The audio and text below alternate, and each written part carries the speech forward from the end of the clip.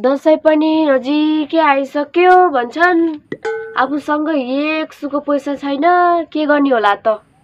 हामीसँग अलिअलि भएको पैसा नि सकिहाल्यो।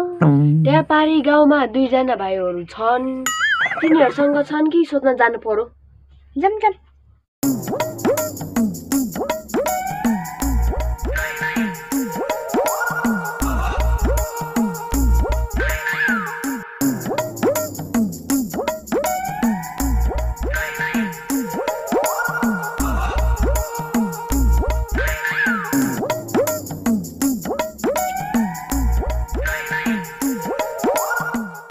भाइहरू के आड्दै बसिरह हो नि?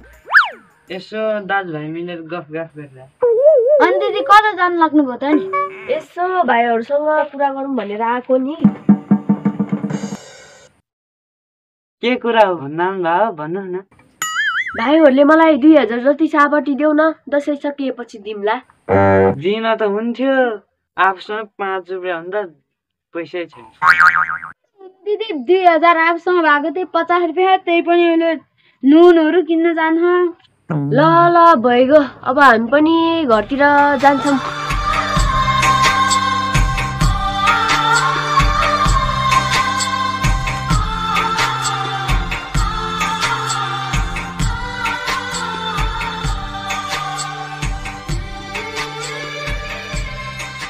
हामीसँग पैसा भए दिनुहुन्थ्यो, हामीसँग नभरे हो। अनि गाउँतिर काम पाइन्छ कि जाम? एकदम